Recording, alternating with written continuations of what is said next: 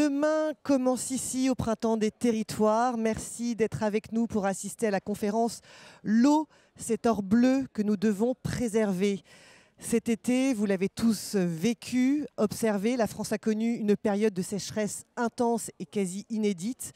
117 communes ont été privées d'eau potable, 93 départements sur 96 ont été en alerte sécheresse.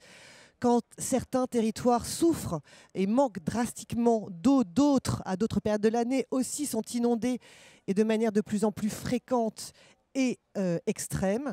Alors, si l'eau s'est invitée à notre table cet été, il n'en demeure pas moins que cet or bleu est quand même souvent éclipsé dans le débat public ou dans le débat médiatique, alors que c'est un enjeu majeur du XXIe siècle. Alors, comment protéger l'eau ? Comment améliorer la qualité de l'eau, des sources, des rivières? Comment prévenir les événements extrêmes?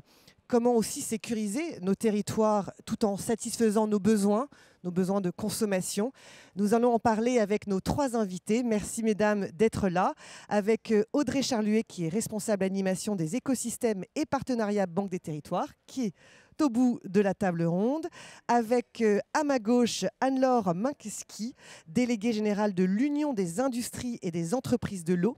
C'est une association qui réunit 200 entreprises du petit cycle de l'eau. C'est l'usage domestique, hein, c'est ça quand on dit petit cycle de l'eau. Prenez le micro, pardonnez-moi. C'est bon, ça marche. Le petit cycle de l'eau, c'est du captage. Donc après, c'est tout le cycle naturel de l'eau jusqu'au rejet dans le milieu naturel. Très bien. Et puis Catherine Grémillet, qui est au milieu, qui est directrice de l'ANEM, Association nationale des élus des bassins. Vous allez nous expliquer toutes les deux ce que vous faites, parce que c'est important aussi qu'on comprenne quelles sont vos associations et quelles sont vos missions. On commence par vous, si vous voulez, Anne-Laure. Alors, que fait l'UIEE ? Alors, l'UIE, c'est l'Union des industries et entreprises de l'eau. C'est une fédération professionnelle qui regroupe 200 entreprises de l'eau. Soit ce sont des entreprises qui construisent les infrastructures de l'eau, soit ce sont des entreprises qui les équipent. Voilà, ça regroupe des très grands groupes français bien connus comme Suez, Veolia ou la SOR, mais aussi des TPE, des PME et des ETI qui sont répartis sur l'ensemble du territoire français. Et l'UIE est membre de la Fédération nationale des travaux publics. Et votre mission, quelle est-elle ? Et notre mission, c'est de faire en sorte que les entreprises qui construisent les infrastructures et qui les équipent du domaine de l'eau, puissent le faire dans les meilleures conditions possibles d'un point de vue, on va dire, de réglementation et de législation, tant au niveau français qu'au niveau européen. Et environnemental aussi ? Ah bah bien sûr. Oui. Bien sûr, c'est bien la sûr. clé. Catherine Grémillet, l'ANEM, qu'est-ce que c'est ? Et qu'est-ce qu'un bassin d'ailleurs ? Parce que peut-être qu'on ne sait pas forcément ce qu'est un bassin. Très bien, bonjour à tous. Donc l'Association nationale des élus des bassins, donc j'en suis la directrice, mais c'est une association d'élus qui a un président, hein, monsieur Molossi, Frédéric Molossi, et un bureau, un conseil d'administration, une assemblée générale, donc d'élus qui sont impliqués sur l'ensemble des territoires de France sur cette question de gestion globale de l'eau par bassin versant, et cette gestion globale intégrée à l'aménagement durable des territoires. Donc notre rôle est à la fois d'avoir une forme de revendication nationale, de portage de messages, d'orientation, de co-construction avec les différents acteurs nationaux des cadres politiques de cette gestion de l'eau. Et on a un deuxième volet qui est on va dire l'accompagnement de nos membres qui sont essentiellement des établissements publics de bassin, des syndicats mixtes de bassins versants, donc des groupements de collectivités qui agissent sur cette gestion globale de l'eau sur les territoires. Donc partage d'expériences, informations, mise en réseau avec les différents acteurs. Voilà. Donc un bassin, ça a plusieurs notions. On va dire la notion géographique, c'est l'ensemble de l'eau qui coule de l'amont à l'aval, la goutte d'eau tombe et ruisselle ou s'infiltre dans le sol et jusqu'à l'exutoire. Voilà, ça c'est la notion géographique. Mais nous, on défend une version plus politique qui est à la fois aussi une communauté d'acteurs qui définit une stratégie d'action sur son territoire, des orientations et des actions, et aussi des outils de mise en œuvre de cette politique, donc de maîtrise d'ouvrage d'action et de coordination de cette action. Toujours pareil, avec l'ensemble des parties prenantes sur un territoire. C'est pour ça que vous parlez de revendication, parce qu'il y a un combat à mener en réalité. Il y a un gros combat à mener, oui. Alors, je voudrais qu'on prenne un petit peu de hauteur peut-être. Et pour commencer, je le disais en introduction, est-ce qu'aujourd'hui, on parle assez de l'eau ? Et est-ce que les médias, les politiques, alors quand je dis politique, ça peut être aussi les collectivités territoriales, abordent ce sujet sous le bon angle. J'aimerais bien avoir votre point de vue à toutes les trois. Audrey, on commence par vous. Avec plaisir. Alors, est-ce qu'on parle assez de l'eau en ce moment? Oui, mais ça reste un épiphénomène. Et en fait, souvent, quand on parle de l'eau, on parle du moment où la catastrophe arrive, que ce soit la sécheresse, les inondations, les pannes de réseau. Mais ce n'est pas un sujet dont les collectivités parlent au quotidien. Et c'est surtout pas un sujet qui est bien relayé auprès des citoyens. Les travaux sur l'eau, je pense qu'on parlera de la question des réseaux d'eau et de l'entretien des réseaux et de la rénovation des réseaux. C'est pas un sujet électoral, c'est pas un sujet qui fait rêver les citoyens et c'est pas un sujet dont les élus parlent avec la population pour une simple raison, c'est qu'en fait, globalement, c'est beaucoup de nuisances pour des choses qui ne se voient pas et qui sont enterrées. On a un peu de communication sur de la renaturation de rives, de rivières, de choses comme ça. Mais la rénovation des réseaux, c'est des trous et du bruit. Je fais un peu caricatural, hein, mais... et puis l'eau souterraine et les nappes, on ne les voit pas non plus. Donc globalement, on en parle toujours au mauvais moment, trop tard, et dans des discours pas très encourageants et qui ne font pas rêver. Oui, et puis souvent avec un registre émotionnel peut-être un peu extrême aussi. Enfin, ça, c'est peut-être un peu la faute des médias, sans doute. Une réaction? Oui, merci. Je complète, hein, parce que je partage tout à fait ces propos. On communique souvent en période de crise, hein.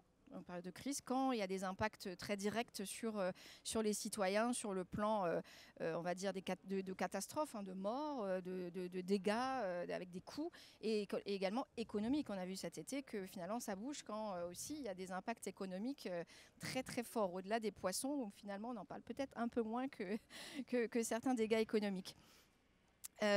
Donc communiquer, il faut que la communication évolue, mais je pense qu'elle va évoluer du fait que ces crises vont se développer et vont s'amplifier. Donc elles vont arriver de plus en plus souvent, et donc de fait la communication va s'amplifier. Par contre, dans la communication, ce qu'il va falloir peut-être veiller, c'est que cette communication ne se fixe pas uniquement sur la crise en cours, mais qu'elle explique que tout ça c'est lié. On a parlé crise de la sécheresse, mais dans un mois on parle des inondations, hein, et peut-être même avant, et que la crise de la sécheresse, c'est dès l'hiver qu'on a un certain nombre d'éléments qui vont nous dire, vont nous, en tout cas, donner des pistes de visibilité sur ce qui va se passer l'année prochaine. Donc, c'est communiquer sur ce qu'est l'eau aujourd'hui, comment elle fonctionne, et sur les prospectives et les risques, et les risques associés à l'eau, puisque alors c'est vrai qu'avant on communiquait peut-être moins parce que finalement on avait quand même beaucoup d'eau. Bon, il y a des questions de pollution, on n'a pas atteint les objectifs de la directive 4 sur l'eau, voilà, mais globalement on arrive à gérer. On s'est servi surtout voilà, allègrement. C'est ça, donc on arrive globalement à gérer, et là on arrive à des situations où ça va être de plus en plus difficile de gérer. Et donc au quotidien, si on n'a pas anticipé, si les gens n'ont pas pris conscience, si on ne les a pas responsabilisés tout au long de l'année sur ces questions-là, on ne saura pas. Et voilà, on saura pas. Donc il faut prendre son bâton de pèlerin, Anne-Laure. Alors, pour compléter du coup les deux précédentes réponses, je pense qu'effectivement ce qui s'est passé cet été, donc cette sécheresse du printemps et de l'été 2022, ça oriente la réponse de votre question. On a effectivement beaucoup parlé d'eau parce qu'on a beaucoup manqué d'eau. Il y avait quand même l'ensemble des départements français qui étaient en restriction d'eau. On a une centaine de communes qui ont été alimentées par camions-citernes. Donc c'est quand même des choses, il faut s'imaginer qu'il n'y a plus d'eau dans les réseaux. C'est camions-citernes qui sont branchés au réseau pour apporter de l'eau potable aux habitants. Donc c'est quand même quelque chose d'assez frappant. Donc effectivement, on a entendu parler d'eau cet été. Par contre, je pense que dans l'absolu, malheureusement, on n'en parle pas suffisamment, sauf quand ça va très mal. Et je dirais que d'un point de vue patrimoine de l'eau, en fait, les infrastructures de l'eau, donc les stations d'épuration, les châteaux d'eau et les réseaux notamment, qui relient quand même toutes nos installations de l'eau, en fait, ça ne se voit pas. Et donc, en fait, quelque chose qui ne se voit pas, eh ben, c'est difficile de faire prendre conscience aux gens, quand on a des infrastructures et des équipements qui ne se voient pas, de ce que c'est vraiment. Et donc, en fait, ça devient un petit peu quelque chose de naturel. Enfin, en fait, voilà, il y a de l'eau au robinet et tout va bien. Et en fait, il y a des infrastructures derrière, il y a des équipements. On reviendra sur le sujet du patrimoine plus tard, mais c'est vraiment le fait que ça ne se voit pas. Je pense que ça participe au fait qu'on n'en parle pas suffisamment souvent ou suffisamment bien. Et voilà, je pense que c'est vraiment un point qu'il faudrait améliorer. Et aussi, je pense que quand on est élu, avoir des gros investissements à faire, par exemple pour renouveler une portion de réseau, si on a des arbitrages à faire dans les finances publiques, ce qui arrive quotidiennement, et bien en fait parfois on peut être tenté de rénover l'école, de construire une crèche, parce que c'est des services qui sont visibles et qui vont apporter, voilà, il y a le côté électorat, mais qui vont aussi apporter, je pense, un service.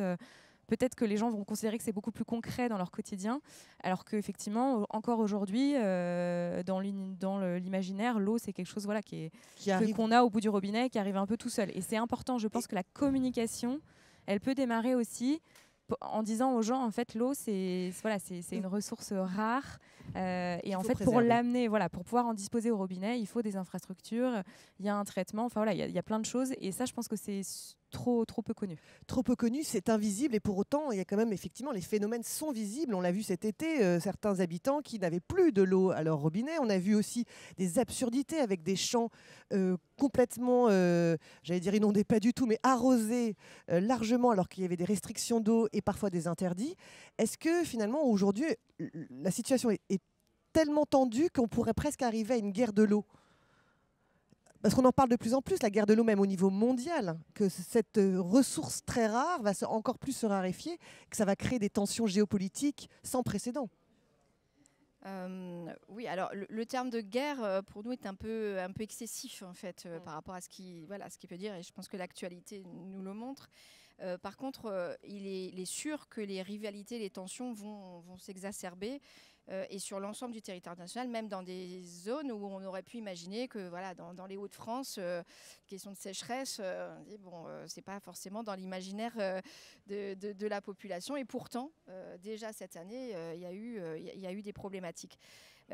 Et donc nous, dans ce qu'on porte, on pense vraiment que la question de la responsabilisation et de la co-construction de projets de territoire à cette échelle du bassin versant dont on a parlé tout à l'heure, qui est l'échelle naturelle de l'eau, il y a tellement d'interactions entre la quantité, la qualité, les milieux, qu'on ne peut gérer cette eau qu'avec cette visibilité globale des volumes.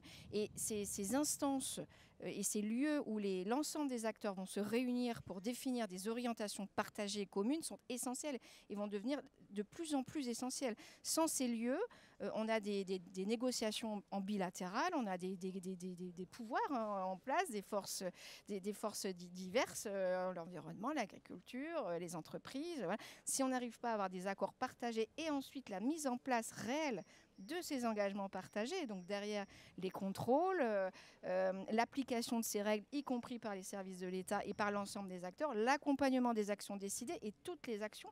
Parfois, les équilibres sont très fragiles. Un programme d'action, là on parle des programmes territoriaux de gestion de l'eau dans la gestion quantitative, où chaque action est négociée pendant des années. Et donc, combien d'années, par exemple ? Alors, sur des projets de territoire, ça peut aller de 2 ans, et ça, c'est super, à parfois 10 ans, et c'est bloqué. Il y a des situations de blocage, parce qu'on n'arrive pas à parvenir à cet équilibre fragile. Et ce qui est encore terrible, c'est parfois quand ces équilibres sont trouvés, et que derrière, les moyens qui sont mis en place ne le sont pas mis de manière globale. C'est-à-dire qu'on redevient du bilatéral à du sectoriel, et ça détruit ces accords territoriaux, et c'est encore pire que s'il n'y avait pas eu d'accord, parce que finalement, tout est bloqué, mais aussi ça remet en question cette nécessité de co-construction ensemble sur un territoire. Donc il y a un vrai sujet de gouvernance en réalité. Alors, derrière tout ça. Donc on a dit l'échelle, on va dire l'instance de concertation, toute cette concertation, à minima une instance qui réunit l'ensemble des acteurs, c'est la commission locale de l'eau, qui existe sur beaucoup de territoires mais pas partout, et des établissements publics de bassin qui eux sont sur l'accompagnement scientifique, technique, et sur la maîtrise d'ouvrage. C'est comment on transforme concrètement des décisions en actions réelles portées par les élus des territoires pour répondre à ces orientations. Et qui correspondent aussi aux usages de l'eau, parce que là aussi il y a un vrai enjeu sur l'usage de l'eau. Globalement, les orientations sont faites à partir de diagnostics. Oui.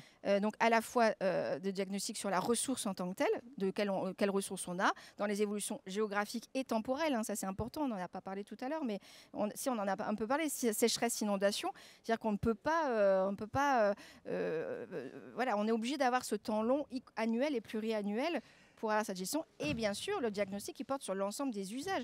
Qui prélève, qui utilise, quand, comment, quel impact et comment faire évoluer tous les usages pour arriver à une gestion partagée et équilibrée. Et ce qui est inquiétant, c'est que ce temps long, on peut se dire qu'il est presque incompatible avec le temps court lié à l'urgence climatique. Ça fait un petit peu peur, ce que vous dites. Je te laisse. Oui, vous voulez compléter, Anne-Laure, ou sinon j'avais une question pour vous. Oui, je voulais juste compléter sur la guerre de l'eau. Bon, effectivement, le terme est trop fort, je pense, mais historiquement et géopolitiquement, si on se replonge dans l'histoire, on voit bien qu'il y a énormément de conflits autour des grands fleuves du monde, notamment par exemple en Afrique, le Nil. Enfin voilà, il y a eu historiquement toujours des conflits entre les pays et les États autour de cette question de l'eau. Pour la simple et bonne raison qu'en fait l'eau c'est la vie et c'est le développement de toutes les dimensions de notre société. C'est le développement de l'agriculture, de l'industrie, de toute activité économique. Et en fait aujourd'hui par exemple Tesla voulait agrandir son usine en Allemagne assez récemment. Et en fait, ils n'ont pas pu le faire parce que le frein, c'était la disponibilité de la ressource en eau. C'est-à-dire qu'ils avaient besoin de trop d'eau par rapport à la ressource disponible. Et il y a une association locale de citoyens qui s'est constituée. Et ils ont pu montrer et démontrer qu'en fait, ils avaient besoin que ces besoins étaient supérieurs à la ressource disponible. Et donc, ça a mis un frein au développement de cette usine. Mais c'est juste un exemple pour montrer qu'en fait, aujourd'hui, l'eau, c'est pas que l'eau au robinet, le traitement des eaux usées, c'est aussi l'eau comme composante de tout projet de développement. Donc en fait, voilà, ça c'est une première chose. Et la deuxième chose, effectivement, c'est que malheureusement, on risque d'évoluer vers des conflits d'usage. Donc il faut se mettre tous ensemble autour de la table, il faut appliquer des décisions de façon collective, il faut les évaluer et il faut peut-être effectivement renforcer le contrôle de l'application pour qu'on suive le bon chemin. Oui, punir, peut-être un peu plus, sanctionner. Je voudrais Audrey, peut-être une question pour vous aussi, mais je pense que vous allez pouvoir tout y répondre plus ou moins. Mais aujourd'hui, est-ce qu'on a une cartographie de l'état du réseau de l'eau en France? Est-ce qu'on sait si le patrimoine est en bon état? Est-ce qu'on a cartographié tout cela? Alors, malheureusement, non. On a une vision très partielle et c'est là quasiment le début du problème. Puisqu'en fait, au-delà de la question de la gouvernance, dont a beaucoup parlé Catherine, et de la superposition entre, on va dire, les échelons administratifs qu'on connaît tous, département, région, collectivité, intercommunalité, s'ajoute la gouvernance spécifique liée à l'eau et au fait que il faut suivre le phénomène naturel et que la gouvernance ne peut pas s'organiser et être découpée à la frontière administrative. En plus de ça, les collectivités locales, elles ont une connaissance... Alors, elles savent... elles gèrent leur réseau au quotidien. Il y a des services publics de l'eau et d'assainissement partout sur le territoire. Mais souvent, c'est de la gestion quotidienne. Et en fait, il n'y a pas la connaissance suffisante, ne serait-ce que de l'emplacement physique des réseaux, y compris chez certains opérateurs. Donc, ce n'est pas que les collectivités, c'est aussi les délégataires qui parfois opèrent les réseaux, mais qui ne savent pas suffisamment où sont les réseaux, dans quel état ils sont, pour pouvoir anticiper et faire les bons travaux aux bons endroits et du coup pouvoir gérer ça de façon, on va dire, à anticiper les catastrophes. Et plus global, comme vous le disiez, mais pourquoi on ne le sait pas? Parce que on manque de moyens pour faire ces études-là, ces diagnostics, ou parce que c'est trop compliqué en soi et que l'eau, de toute manière, est un sujet amplement complexe? Alors, je pense qu'il y a un multifacteur. L'eau est un sujet complexe. J'avais cette discussion il n'y a pas très longtemps. Pour construire une station d'épuration, il faut mobiliser entre 5 et 10 domaines d'expertise différents, y compris des chimistes, des géologues. Donc, ce cycle de l'eau mobilise plein d'expertises. Donc, ça veut dire qu'il faut que la collectivité ou l'opérateur soit en capacité de comprendre ces expertises, de les assembler. Ça, c'est le premier point. Le niveau de décision qui permettrait d'investir est aussi très dispersé. Ça rajoute de la complexité. Et par ailleurs, il y a le sujet global, on va dire, de la digitalisation des collectivités, même si le mot n'est pas très joli, mais en tout cas, de se dire que la gestion quotidienne, notamment sur le sujet de l'eau, mais ce n'est pas le seul sujet, se fait encore de façon... un peu artisanale? Oui, alors c'est très professionnel dans l'analyse qui en est faite et dans le suivi qui en est fait, mais ça ne permet pas de passer le saut technologique et du coup d'associer des nouveaux services qui pourraient aider justement ces phases d'anticipation, et ça fait partie des travaux qu'on mène donc avec un certain nombre de partenaires dont Anne-Laure et Catherine pour savoir comment on pourrait cartographier de façon plus précise et la question des réseaux et la question de la ressource globalement pour pouvoir identifier aussi les collectivités qui en ont le plus besoin, qui ont le plus besoin d'accompagnement dans la montée en compétences, dans l'expertise, dans les outils. Mais avec vous, Anne-Laure, j'ai appris qu'autour de l'eau, en fait, il y avait un patrimoine, le patrimoine de l'eau. C'est quoi le patrimoine de l'eau? Et c'est ce que je posais comme question, dans quel état est-il? Alors le patrimoine de l'eau, c'est toutes les infrastructures ou les équipements qui permettent soit d'apporter de l'eau potable, soit de traiter les eaux usées. Donc ça, c'est le patrimoine de l'eau. En gros, c'est des stations d'épuration, ce sont des châteaux d'eau, ce sont des stations, des usines de potabilisation pour potabiliser l'eau avant qu'elle arrive au robinet, ce sont des forages d'eau, ce sont des équipements pour traiter et stocker les eaux pluviales, pour réutiliser les eaux de pluie, voilà, c'est pour analyser l'eau. Donc c'est tout un panel d'infrastructures et d'équipements, et ça représente ce qu'on appelle le patrimoine de l'eau. Et si on parle d'un point de vue financier, donc ce patrimoine de l'eau, c'est ce qu'on appelle des actifs. Et en gros, le patrimoine de l'eau, il est évalué, sa valeur à neuf en France, elle est évaluée à plus de 300 milliards d'euros. 300 milliards d'euros, c'est quand même gigantesque. Voilà. Et ce qu'il faut savoir, c'est que, alors nous, l'UIE, on a fait ce travail avec une économiste en 2017 une première fois, et on a notre deuxième édition qui sort début octobre, de faire une étude sur le patrimoine de l'eau et voir où on en est aussi dans le renouvellement et l'entretien de ce patrimoine et dans les investissements autour de ce patrimoine. Et en 2017, on estimait que le déficit d'investissement pour avoir un patrimoine dans un état, on va dire, suffisamment entretenu et renouvelé, c'était entre 2 et 3 milliards d'euros par an. Et sans dévoiler le chiffre de la nouvelle étude, parce que je ne peux pas, on n'est pas sur la bonne trajectoire. Voilà, ce déficit, il s'est clairement aggravé. Parce qu'il y a de plus en plus de fuites d'eau, par exemple. Alors, si on prend par exemple les réseaux d'eau, effectivement, en France, il y a à peu près 20% de fuites. Ça veut dire qu'en fait, on perd 1 litre d'eau sur 5. Et 1 litre d'eau sur 5, c'est à peu près par an 1 milliard de mètres cubes, le volume du lac d'Annecy, par exemple.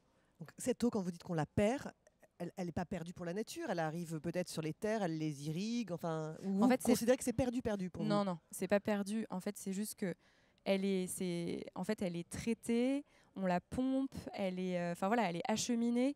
Donc en fait, ça coûte beaucoup plus cher et surtout, ça consomme beaucoup plus d'énergie. Bien sûr. Donc effectivement, améliorer son rendement de réseau et gérer là où on a besoin le renouvellement au bon moment des réseaux, ça permet de s'assurer que chaque mètre cube et chaque litre d'eau qui est traité va pouvoir être distribué et facturé, puisque finalement c'est aussi l'argent de la facture d'eau, c'est un circuit fermé et c'est grâce à l'argent récolté par la facture d'eau qu'on peut aussi payer les services d'exploitation de l'eau et puis faire de l'investissement derrière. Est-ce qu'on fait un bon usage de l'eau aujourd'hui, en amont comme en aval? Merci. Juste, je voulais compléter parce qu'on a beaucoup parlé d'état des lieux des réseaux. Nous, on s'occupe plutôt des états des lieux de l'eau naturelle, hein, l'eau bien commun, l'eau qui coule, l'eau qui est dans nos sols, dans les rivières, dans la nature. Et là-dessus, sur l'état des lieux qui existe aujourd'hui, il y a beaucoup, et nos membres sont des établissements publics de bassin qui font ces suivis, qui ont de la connaissance, qui la développent. Donc elle existe, par contre elle est bien insuffisante. Il faut des moyens, il faut déployer les moyens pour avoir une connaissance beaucoup plus forte et surtout plus fine, parce qu'on sait aujourd'hui qu'il faut savoir quelle parcelle va permettre, par exemple, de faire des espaces de bon fonctionnement, développer des projets territoriaux en s'assurant que justement on prend en compte cette question des inondations, du ruissellement, de l'infiltration dans les nappes. Donc il en faut beaucoup plus et il faut aussi qu'elle soit beaucoup plus partagée entre les acteurs. Donc cette transmission de données, cette capitalisation toujours partenariale de la donnée qui est très très importante. Alors est-ce qu'on fait un bon usage de l'eau? Moi je reviendrai toujours au principe, au bien commun, il faut que l'usage soit défini par les acteurs d'un territoire au regard de ce qu'elle est et des usages du territoire. Donc en fait on ne peut pas dire d'emblée que tel ou tel usage est bon ou pas bon. Il est bon ou pas bon par rapport à un état des lieux, par rapport à ce qui existe, à un volume, à de l'hydrodynamique, à comment fonctionne l'eau et les prospectives, comment ça évolue, parce que l'impact du changement climatique va être fort. Et donc, il y a de plus en plus d'études prospectives pour savoir dans 20 ans, 30 ans, 40 ans, 50 ans, vers quoi on risque d'aller. Et donc ça demande aussi des moyens de connaissance et d'expertise et des usages. Donc, c'est vraiment le cumul entre l'état des lieux et qu'est-ce qui est fait sur mon territoire, quels sont les usages, qui est sur le territoire, qui utilise l'eau, comment, qui la rejette, comment. Et c'est ce croisement entre les deux qui est essentiel. Donc bon ou mauvais usage, ça n'existe pas. C'est l'usage adapté à la ressource et la gestion intégrée de l'eau. Est-ce qu'il n'y a pas quand même des mauvais usages? Je pense notamment par exemple aux réserves d'eau en plein été pour éventuellement irriguer les terrains, mais on se rend compte qu'en faisant ces réserves, finalement... Non, mais sans problème. On avait conseil d'administration hier à l'association, donc ce débat, il est sans fin. Nous, ce qu'on dit, c'est qu'une retenue, elle peut être bien dans un endroit et elle n'est pas bien dans un autre. Globalement... Il n'y a pas de réponse globale en réalité. Et non, et globalement, on peut se dire que ce n'est pas forcément souvent des bonnes solutions. Parce qu'il y a l'évaporation, parce qu'il y a des impacts qui peuvent être négatifs, mais ça s'analyse. Parfois, ça peut être une bonne solution. Mais ça doit être aussi décidé par l'ensemble des citoyens. On a élaboré le livre bleu, qui est sur la question de gouvernance et de financement. Et ce livre bleu, il se base sur les principes de gestion d'un bien commun. Et un bien commun, c'est une communauté qui décide de ses orientations et de ses actions sur un territoire qui est adapté. Le livre bleu, il sera destiné à qui ? À l'ensemble, à tout le monde, et notamment aux personnes qui peuvent faire évoluer le cadre de mise en œuvre de la politique, et aux élus qui aussi doivent s'organiser sur les territoires pour mettre en place cette gestion de l'eau. Bon, il nous reste 5 minutes, donc ce que je vous propose, c'est peut-être qu'on parle un peu des solutions et qu'on reste sur une note un peu positive, parce que c'est vrai que là, ça peut casser un peu le moral quand même, tout ce que vous dites. Mais je sais que vous êtes des femmes pleines d'espoir. Quelles solutions existent aujourd'hui pour réduire la vulnérabilité des territoires? Est-ce que vous avez des exemples concrets à nous donner, Anne-Laure? Les solutions, déjà, c'est vrai que les entreprises qui sont adhérentes à l'UIE, ce sont des entreprises qui proposent un certain nombre de technologies qui permettent aujourd'hui d'optimiser, on va dire, l'utilisation de la ressource en eau. Je pense par exemple à tout ce qui est reuse, ce qu'on appelle la réutilisation des eaux usées traitées. Le réemploi. Exactement. En fait, aujourd'hui, il y a une réglementation qui est malheureusement trop bloquante en France. Par exemple, en France, on réutilise moins de 1% des eaux usées traitées. En Espagne, on en utilise 14%. Et en Italie, 9%. Donc, en fait, c'est vraiment... on a un blocage réglementaire sur ce sujet. En fait, il faut adapter la qualité de l'eau à l'usage qu'on veut en faire. On n'a pas besoin d'eau potable pour nettoyer la voirie ou pour nettoyer une flotte de véhicules ou pour refroidir des machines industrielles. Donc en fait, on est tout à fait capable aujourd'hui de ne pas utiliser l'eau potable et donc de la conserver vraiment pour l'usage du citoyen et d'adapter le bon niveau de qualité à l'usage. Encore faut-il qu'on n'ait pas trop de freins pour pouvoir le faire. Aujourd'hui, le reuse en France, c'est plutôt à l'échelle de l'expérimentation, de l'arrosage de golf, de l'arrosage d'espaces verts. La réglementation européenne a évolué très récemment, donc ça va se développer un petit peu plus sur tout ce qui est culture. Mais on a encore vraiment de grands progrès à faire. Après, il y a aussi de l'économie circulaire qu'on peut faire. Donc ça, c'est une forme d'économie circulaire, mais je pense par exemple aux stations d'épuration. L'énergie qui se dégage des boues de traitement des eaux, on peut la réemployer pour la méthaniser, faire de la méthanisation et injecter, donc faire du biogaz naturel. À l'heure où on parle quand même de baisser notre dépendance énergétique et de sobriété énergétique, on a là un levier extraordinaire. Mais encore une fois, il faut qu'il y ait un cadre qui suive derrière, il faut qu'il y ait une volonté politique, il faut qu'il y ait un financement et surtout, il faut qu'il y ait un cadre pérenne. C'est-à-dire qu'aujourd'hui, voilà, on a des objectifs 2050 à respecter, on peut se mettre en route maintenant, on a les technos pour le faire, mais voilà, il faut la volonté politique et il faut le dispositif d'accompagnement. Et malheureusement, aujourd'hui, ce n'est pas encore suffisant à ce niveau-là. Audrey, au niveau de la Banque des territoires, quelles sont les initiatives que vous prenez pour préserver l'eau et accompagner les collectivités, entre autres? Alors, c'est un sujet sur lequel on travaille depuis assez longtemps, hein, notamment avec l'UIE et avec Anne-Laure, depuis 2019, sur le sujet des réseaux et puis de plus en plus sur le sujet global de la gestion de la ressource. On a réussi là, sur le premier semestre 2022 à faire une cartographie très complète des besoins des collectivités locales et des différentes étapes et des points de blocage qu'elles pouvaient rencontrer dans leur cheminement du moment où elles ont la volonté de s'intéresser au sujet de l'eau sur leur territoire jusqu'au moment où elles mettent en œuvre les projets, avec des questions de transfert de compétences, de multi-gouvernance, on en a pas mal parlé, de données sur leur territoire, que ce soit la qualité de l'eau qui traverse le territoire ou la qualité des réseaux ou l'entretien des réseaux. Et donc, c'est des travaux sur lesquels on a embarqué un certain nombre de partenaires pour pouvoir travailler avec nous et compléter en fait les dispositifs que nous-mêmes pouvons déployer, sachant qu'on n'a pas toute l'expertise évidemment et qu'on est avant tout un établissement financier. Donc on a des solutions d'accompagnement pour les collectivités locales en finançant de l'ingénierie, en investissant, en prêtant. Voilà.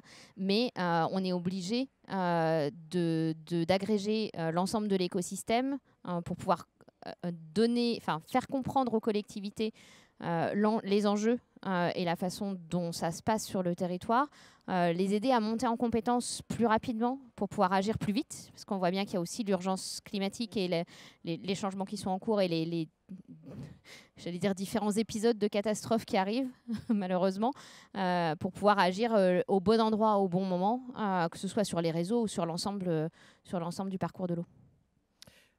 Catherine, après on va passer aux questions-réponses si vous en avez bien entendu. Oui, juste en complément, effectivement, sur les solutions, il y en a beaucoup. Et elles sont déployées notamment par beaucoup d'acteurs aussi, dont les collectivités, nos établissements publics de bassin, mènent des actions au quotidien et sur l'aménagement du territoire.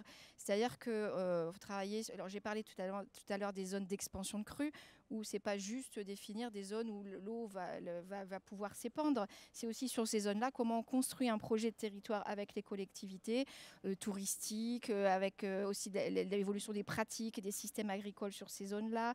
Ce sont tous ces projets-là qui sont menés au quotidien et qui permettent de trouver des solutions. Il y a un deuxième grand volet, même deux grands autres volets, c'est sur les risques. Et sur les risques, il y a par exemple toutes les actions de réduction de la vulnérabilité avec des diagnostics, avec de l'accompagnement des collectivités, des citoyens, des entreprises à réduire leurs risques et leur vulnérabilité au risque. Il y a tout le volet communication qui est énorme. Communication, c'est pas des plaquettes. On va voir les scolaires, on leur apprend... C'est faire de la pédagogie et former aussi, hein.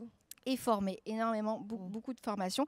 Et la communication passe aussi par l'implication concrète des acteurs. On parlait encore ce matin de sentinelles de l'eau et de sentiers de l'eau où les gens en fait font eux-mêmes du relevé d'informations de la situation sur les rivières, sur les milieux, et aussi peuvent alerter quand il y a un certain nombre de choses qui sont constatées. Et ça, il va falloir vraiment le déployer.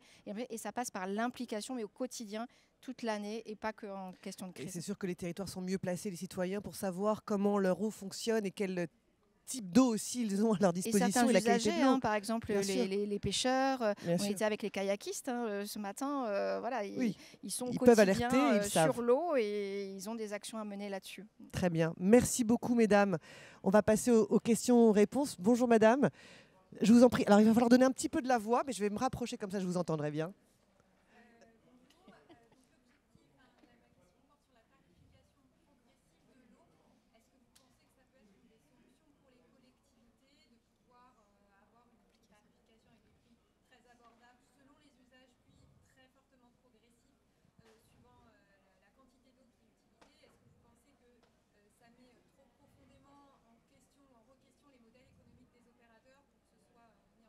Donc une question sur la tarification progressive de l'eau. Je suis pas trop... Moi, je peux parler sur le modèle économique global. Alors c'est un sujet sur lequel... je dirais qu'aucune de nous trois n'est porte-parole des entreprises qui exploitent l'eau. Donc c'est un peu compliqué comme question. En fait, dès qu'on touche au prix de l'eau, c'est de toute façon un sujet sensible. J'allais dire encore plus dans le contexte dans lequel on est. Donc j'ai pas vraiment d'avis sur la question. Est-ce que quelque part ça peut permettre peut-être d'avoir une meilleure conscience de la ressource qu'on utilise et du coup d'avoir un usage résilient peut-être.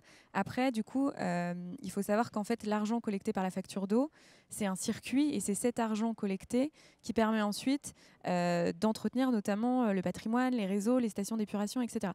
Donc je pense qu'en fait votre question elle pointe aussi du doigt le fait qu'on est sur un modèle économique qui est quand même très particulier. qui, je pense, arrive à ses limites. Et je pense qu'il faut réinventer un modèle économique autour de l'eau, notamment aussi pour le financement de la biodiversité. Aujourd'hui, la biodiversité est financée via les agences de l'eau, via l'argent de la facture d'eau. Il n'y a pas de financement dédié à la biodiversité. Ça, c'est un vrai sujet. Donc, je répondrais plutôt en ouvrant sur le modèle économique qui est clairement, je pense, à repenser. Oui, juste en complément, ces évolutions, elles ont déjà commencé. Il y a déjà des possibilités d'utiliser la facture d'eau et, pour payer des actions de prévention de l'eau, de restauration des milieux. Ça existe déjà, ça a été renforcé dans la loi climat et résilience, ou 3DS, je ne sais plus, une des deux. Donc on voit qu'effectivement, on est à la fin, quoi. Il faut que le modèle évolue et la tarification progressive est dans tous les cas intéressante dans ce qui vient d'être dit, c'est que ça incite aux économies et ça incite à réfléchir à une meilleure utilisation des ressources. Donc elle va que forcément dans le bon sens. Nous on réfléchit à des mécanismes de redevance pour services écologiques. Donc nous, on s'intéresse effectivement plutôt au financement des actions de prévention sur la ressource en eau et sur les aspects quantitatifs, qualitatifs et milieux. Comment en fait l'ensemble des acteurs qui contribuent de cette restauration des milieux au sens large du terme, de l'eau, vont pouvoir financer en partie, tout au moins, ces actions. Est-ce que vous pensez par exemple qu'il faut plus taxer ceux qui consomment le plus d'eau? Je pense aux entreprises, aux industries, comme une taxe carbone, la taxe de l'eau. En fait, ça revient aux objectifs et à la répartition des volumes et de ce qu'on s'est donné comme autorisation de prélèvement et d'utilisation par chacune des catégories et de respect des règles de ces répartitions de volume. Ensuite, plus on consomme, effectivement, plus il faut que les utilisateurs paient. Non, mais à l'heure de la sobriété énergétique, on pourrait aussi parler de la sobriété de l'eau et à ce moment-là aussi peut-être punir les... Sur cet aspect-là, je dirais que en fait, dans le domaine de l'eau, il y a aussi un principe qui s'appelle le principe pollueur-payeur, qui est un principe extrêmement important, qui veut dire qu'en fait, voilà, ceux qui polluent sont censés payer pour le fait que justement ils polluent et pour des actions de restauration en amont, en aval, pour le milieu et pour la ressource en eau. Par exemple, nous, à l'UIE, on s'intéresse de plus en plus à la problématique des micropolluants. Et les micropolluants dans l'eau, c'est un vrai sujet, surtout qu'on va perdre à peu près entre 25 et 40% de débit d'étiage dans nos rivières. Donc les rejets de stations d'épuration vont être beaucoup plus concentrés. Donc il va falloir être très attentif au sujet de la pollution, de la qualité des rejets, de la pollution de l'eau. Et effectivement, on est en train de travailler avec un certain nombre d'acteurs de tous horizons à mettre éventuellement en place une responsabilité élargie du producteur pour les industries qui pourraient engendrer des pollutions à base de micropolluants de la ressource en eau. Donc c'est tout ce qui est cosmétologie, tout ce qui est industrie pharmaceutique, tout ce qui est produits phytosanitaires, etc. Donc en fait, avec le changement climatique, il y a aussi des problématiques qui deviennent de plus en plus importantes qu'il va falloir traiter. Et donc le principe du pollueur, enfin l'application du principe pollueur-payeur en faisant des systèmes de responsabilité élargie du producteur qui existent dans d'autres domaines peut être une piste assez intéressante. Juste un micro-complément, c'est qu'en fait sur le... On parle de tarification de l'eau. Il faut savoir qu'en fait, sur un même territoire qui utilise une même ressource, on peut avoir des disparités de tarification déjà à la commune qui sont très, très variables. Et en fait, ce travail, et notamment ce point qu'on a identifié dans la question du transfert de compétences et du fait que quand on transfère la compétence, on transfère aussi la tarification. Et que l'harmonisation de la tarification sur un même territoire, elle peut prendre... Alors Catherine disait les négociations d'utilisation, c'est entre 2 et 10 ans. Je pense que les négociations de tarification, ça peut être entre 10 et 20 ans pour lisser la tarification. Donc il y a un vrai sujet, effectivement, sur le modèle économique et sur la façon dont on arrive à inciter les collectivités et les territoires à avoir une tarification qui soit harmonisée et du coup avec les différents usagers. Harmonisée avec des problématiques territoriales extrêmement différentes. Donc j'imagine que ça va être un vrai casse-tête. Est-ce qu'il y a d'autres questions? Oui.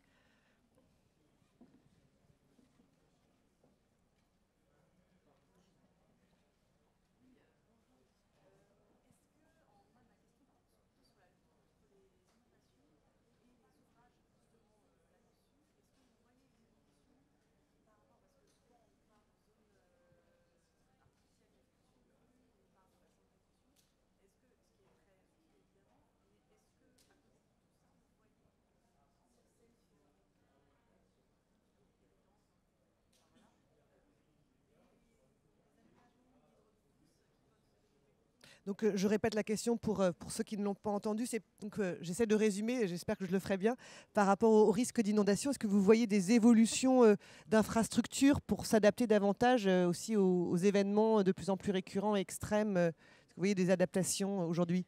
Je dirais que oui, et heureusement. Et il y a des programmes d'action des préventions des inondations, les PAPI, hein, qui sont des programmes globaux sur un territoire, dont quoi, la plupart sont PAPI, Programme d'action de prévention des inondations. Drôle de nom.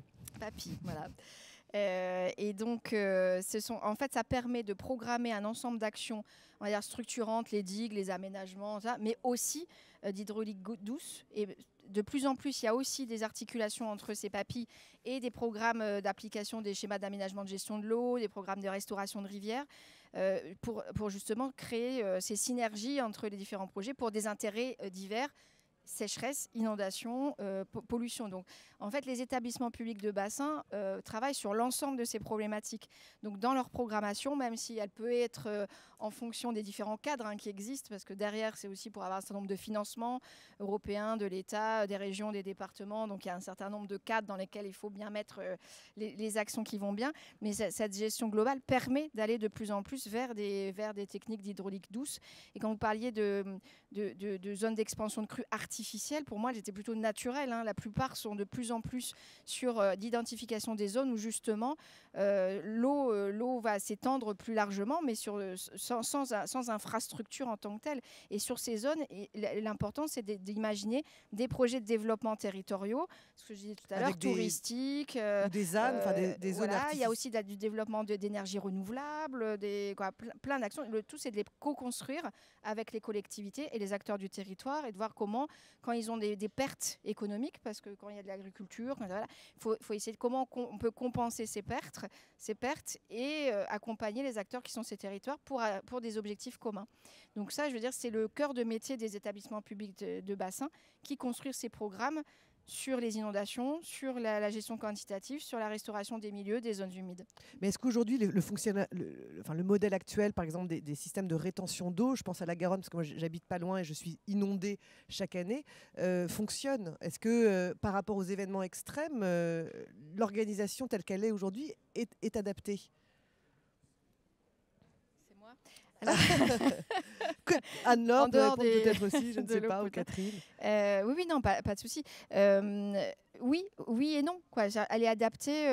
En fait, il y a des analyses de territoire qui vont dire voilà, quelles sont les zones inondables, quelles sont les infrastructures ou justement les zones d'expansion ou les actions qui vont permettre de réduire le débit, de permettre à l'eau de s'épandre plus largement, de limiter les ruissellements, parce que de plus en plus aussi, il y a ces questions de ruissellement. Ça rejoint les zéro artificialisation nette des collectivités. C'est très important justement aussi de parler du bassin. C'est pour ça qu'on parle aussi du bassin, de tout ce qui coule et de ce qui coule dans la rivière, mais aussi sur l'ensemble de ces zones artificialisées. Et donc en fonction, on se fixe des objectifs de protection. C'est-à-dire que jusqu'à tel niveau, les ouvrages vont permettre d'éviter à cette zone d'être protégée. Et si ça dépasse, elle sera inondée, on le sait. Par contre, derrière, on met en place des mesures d'information, de prévention, pour si ça arrive, comment on agit dans telle ou telle situation. Oui, puis après on prendra peut-être une dernière question si vous en avez une. Pour compléter, juste sur notamment les épisodes plus vieux, par exemple une ville comme Paris a maintenant depuis quelques années ce qu'on appelle un plan Paris-Pluie qui prévoit en fonction du zonage pluvial, donc de l'endroit où on est, que toute construction neuve doit écrêter, en fonction de l'endroit où elle se situe, un certain nombre de premiers millimètres de pluie. Donc en fait, on est aussi en train un peu d'évoluer dans la pratique, d'innover d'une certaine façon. Et maintenant, en fait, c'est plus parfois à la collectivité de traiter toute l'eau de pluie, mais à chaque bâtiment à son échelle, d'écrêter au moins les premiers millimètres par tout un système de récupération pour ensuite juste relarguer les millimètres complémentaires. Il y a aussi des équipements d'eau pluviale quand il y a des très gros épisodes d'eau de pluie sous des parkings ou sous des zones. Malheureusement, effectivement, on a énormément imperméabilisé, donc c'est vraiment un sujet. Il y a des systèmes qui permettent de retenir l'eau pluviale et de la dépolluer et de la relarguer à un débit qui permet en fait que le milieu naturel puisse l'absorber et qu'elle puisse être relarguée dans le milieu naturel. Plus en douceur. Exactement. Une dernière question. Ah pardon, non, allez-y. Est-ce qu'il y avait une question? Alors, je vous laisse réagir très rapidement et après, on n'a plus qu'une minute. Alors, il va falloir faire rapide sur la question et sur la réponse. En 10 secondes, en fait, il y a aussi des collectivités qui ont des approches assez innovantes. Juste après nous, en plénière, il y aura une intervention sur l'eau. D'Emma Aziza, qui est hydrologue et qui a fondé une association qui s'appelle Mayan. Ils travaillent sur du diagnostic à la parcelle et de la montée en résilience du territoire en faisant des préconisations et en aidant, y compris les propriétaires individuels, à accéder à des financements pour mettre leur résidence en sécurité pour les risques d'inondation. Donc ça s'applique aussi aux bâtiments publics. Enfin, voilà. Et je pense à une initiative de la ville de Strasbourg qui veut devenir ville-éponge. Ville-éponge, oui. Voilà, qui va aussi mettre en place des choses innovantes en termes de gestion de l'eau, du parcours de l'eau en fait, et du coup de lui redonner une place, sachant que et je finis avec ça, on finance nous la désimperméabilisation d'un certain nombre de sites et c'est pas faute de financement, c'est faute de projets qu'on n'arrive pas à enclencher plus de financement. C'est-à-dire qu'en fait il y a peu de projets et c'est pas encore complètement rentré dans le appel au projet. Voilà, dans les habitudes. Très rapidement, monsieur. Alors d'accord, donc vous ne parlez pas alors si vous parlez après.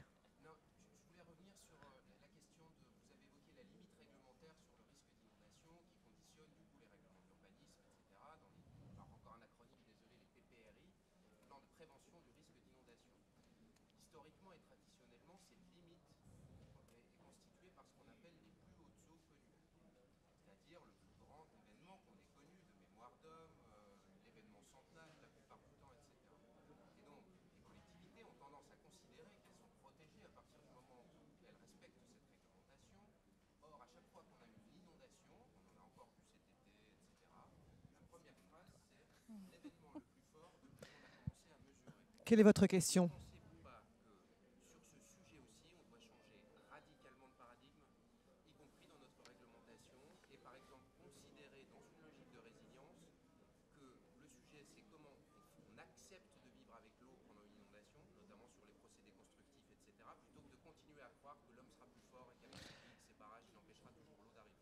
Donc comment on vit mieux avec l'eau, les inondations, les événements extrêmes? Comment on reste humble face à ces événements? Je pense que justement ces programmations territoriales permettent de débattre de ces objectifs et de ce qu'on peut faire sur un territoire ensemble. Après, je pense que dans ce qui a été dit, vivre avec l'eau et vivre avec les inondations, oui, de toute façon, il faut. Par contre, ce qui n'empêche pas d'avoir quand même un certain nombre de règles, et cette question d'inconstructibilité dans des zones inondables, des zones dangereuses, reste quand même nécessaire. Alors, il y a eu aussi des possibilités d'ouverture derrière des digues, de pouvoir construire ou réaménager sur une certaine distance. Les conditions d'évolution de l'urbanisme dans ces zones n'est pas encore très claire et doit être débattue sur les territoires. Par contre, de principe, nous, on est assez à dire qu'il ne faut pas. Ces zones-là sont quand même à protéger et à éviter le plus possible les risques. Après, voilà, la limite entre ce qu'on peut imaginer de faire en ayant conscience des réels risques, ça, c'est un vrai débat d'élus sur les territoires avec l'administration. Et nous, on prône qu'il y ait beaucoup plus de synergie entre l'action de l'État et l'action des collectivités sur ces questions-là. Dans des accords territoriaux, il n'y a que ça qui peut marcher. Dans certaines zones, ça sera bien. Et ça revient à ce qu'on disait tout à l'heure. Dans certaines zones, c'est bien. Dans d'autres zones, non. Oui. Surtout pas. Bon, beaucoup d'adaptabilité, en tout cas, en fonction aussi du profil de chaque territoire. Merci, mesdames, pour cette conférence passionnante. On serait resté des heures avec vous. Merci. Merci de nous avoir suivis.